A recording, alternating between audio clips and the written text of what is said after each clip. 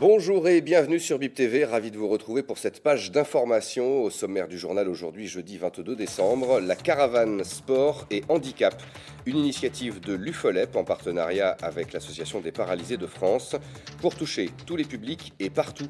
Les deux structures ont créé un parcours montrant les différents obstacles lorsqu'on est en fauteuil et des ateliers sportifs partagés.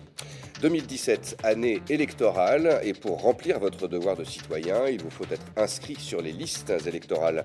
C'est en mairie que ça se passe jusqu'au 31 décembre.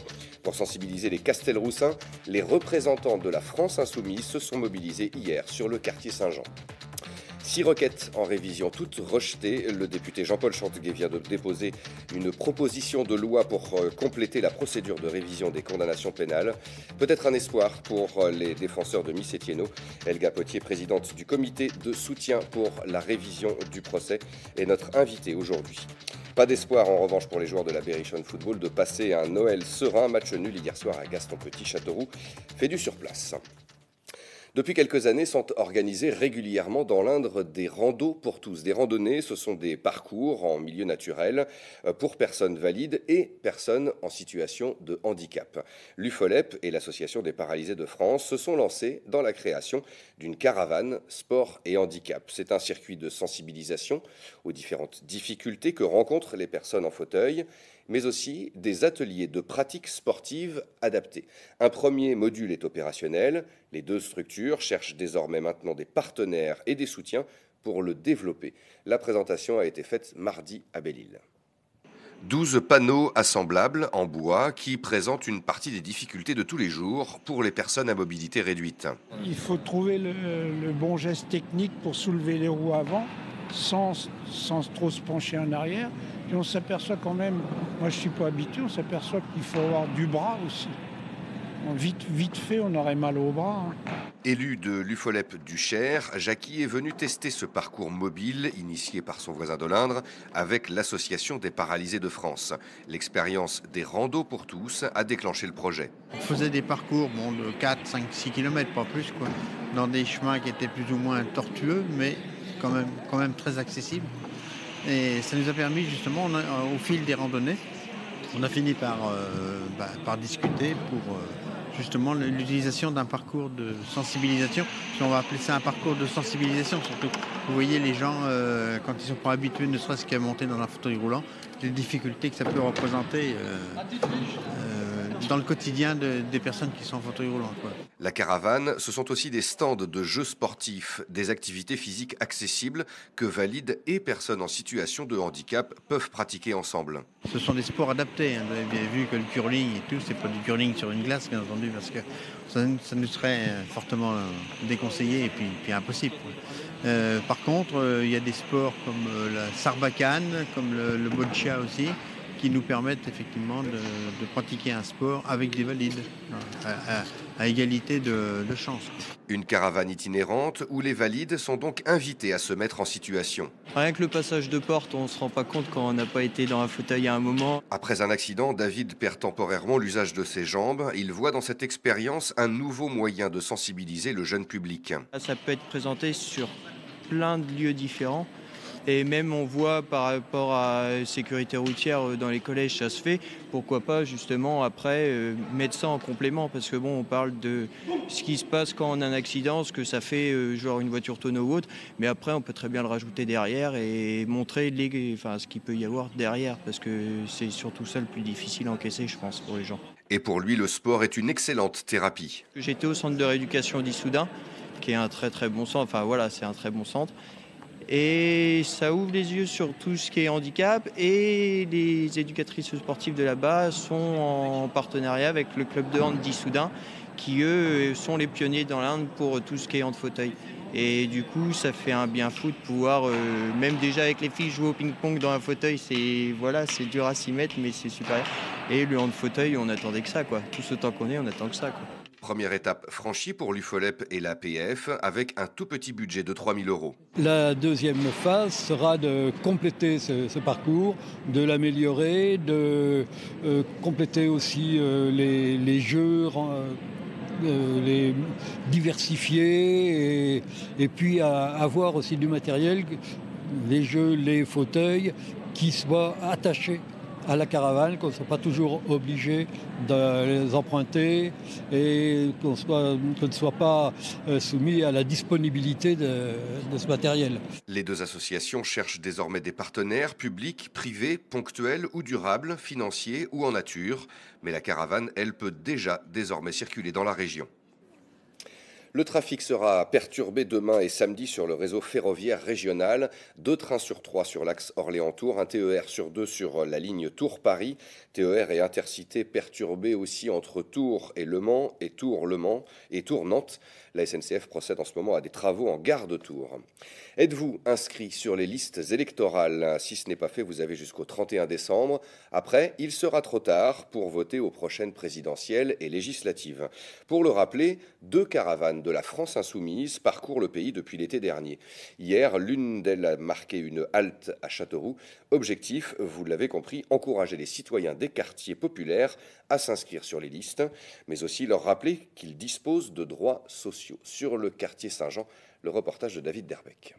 Hier, des représentants de la France insoumise se sont rassemblés devant le centre socio-culturel Saint-Jean de Châteauroux. Leur priorité n'était pas de parler du candidat Jean-Luc Mélenchon, mais plutôt de sensibiliser les citoyens quant à leur inscription sur les listes électorales en vue de l'élection présidentielle de 2017. On est là pour dire aux gens, allez voter, inscrivez-vous sur les listes électorales, faites entendre votre voix. Il y a 3 millions de personnes aujourd'hui dans notre pays qui sont non inscrites, 6,5 millions de personnes qui sont mal inscrites. Et en fait, c'est toujours les personnes les plus précaires, les moins diplômées. Et ce sont ces personnes-là qui souffrent le plus en fait, des politiques qui ont été faites depuis 10 ans. Et donc on vient dans les quartiers populaires pour dire, en fait, on a la force du nombre. Et nous, on peut changer des choses sur cette élection qui va être une élection primordiale pour pouvoir changer la vie quotidienne des gens, quoi. Et voter, c'est important parce que ça permet de faire entendre notre avis. C'est le pouvoir, un des pouvoirs les plus importants qu'a le citoyen. Simon est étudiant. Il fait partie d'un groupe d'appui situé à Ivry. S'il intervient dans plusieurs grandes villes de la région Centre-Val de Loire, c'est aussi pour parler des droits sociaux. Si on prend juste un droit, le RSA, c'est déjà 5,3 milliards d'euros qui ne sont pas donnés aux gens alors qu'ils y ont droit. Donc on a beaucoup plus un problème de non-recours dans ce pays que de fraude sociale. Donc c'était déjà pour affirmer ça fortement qu'on vient dans les quartiers populaires. On va dire qu'on est une trentaine, voire une quarantaine de gens par jour sur les droits sociaux. Informer, mais aussi défaire certains discours. Quand on répète à longueur de journée que les gens qui touchent le RSA sont des assistés, et bien évidemment, soi-même, on est là, est-ce que je le demande, est-ce que je ne le demande pas? Donc nous, on est là pour réaffirmer que tout ça, c'est des droits. Aujourd'hui, la caravane insoumise était à Bourges. Demain, elle sera à Nevers. L'été dernier, 51 haltes ont ainsi été réalisées. Et nous parlons football une dernière fois cette année, au lendemain du match nul concédé par la Berrichonne face à Lyon, du Cher à domicile, 17e journée de National, dernière de la phase aller, et ce match nul n'est pas la réaction attendue par le staff ni par les supporters. Rappelons l'humiliation il y a 15 jours face à Épinal et ce 5-0 à Gaston Petit. Châteauroux doit remonter absolument en Ligue 2 à la fin de la saison si le club veut conserver son statut professionnel. Pour l'instant, la Berry fait du surplace au classement. Elle est à 3 points du second, synonyme d'accession. Prochaine rencontre, c'est la Coupe de France, les 32e de finale, Berrichonne-Pau FC. Ce sera le dimanche 8 janvier à 17h à Gaston Petit. Location à partir du 3 janvier. Attention, la boutique sera fermée du 24 décembre au 2 janvier. Retour complet sur ce match d'hier dans quelques instants dans Top Chrono avec Laurent Fortat. Deuxième partie de cette édition, 70 ans déjà que l'affaire Miss Etienneau éclate avec le meurtre du garde de chasse de Mézières-en-Brenne. La commémoration en sera faite la semaine prochaine au Poinçonnet sur fond de projet d'amendement de la loi. Nous en parlons avec notre invitée Elga Potier, présidente du comité de soutien pour la révision du procès de Miss Etienneau.